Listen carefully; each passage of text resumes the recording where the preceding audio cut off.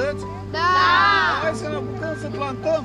Este o zi minunată pentru noi, chiar dacă este un pic mai frig, pentru că astăzi, împreună cu Sofidelu, și mulțumim pe această cale Sofidel Călăraș, pentru că sunt alături de noi și au făcut acest demers pentru a ne învăța și a învăța acești copii minunați să plantăm câte un copac pentru o viață mai bună, pentru un aer mai curat, pentru că avem nevoie să conștientizăm și aveam nevoie, după furtuna care a fost, să plantăm din nou acești arbori, pentru că astăzi, cu ajutorul Sofidel, începem plantarea, de fapt, a 610 arbori și arbuști, pentru că avem nevoie de aer curat.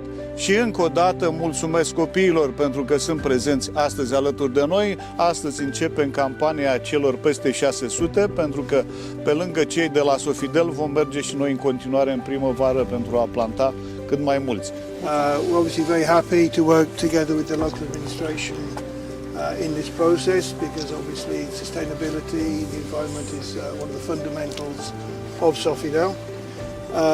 And we're just very happy to be able to involve the local schools as well in this activity, which obviously will give benefits for the future. So thank you to the kids, thank you to the local council, and we need to plant some trees. Tehnologia de plantare este în felul următor: se ajustează groapa în funcție de mărimea balotului, se introduce balotul în groapă, se pune pământ și se tasează foarte bine. Condiția ca gradul de prindere să fie foarte mare este ca pământul să fie foarte, foarte bine tasat, să facă rădăcina, să facă priză foarte bine cu pământul din jur. Hai! Yes! Mai tragem un pic de pământ. Deja am învățat tehnologia, să facem știți. ajustarea gropii în funcție de mărimea balotului. Aici plantăm e nupăr, varietatea Sabina se cheamă. Încet, nu vă grăbiți. Hai! Cap!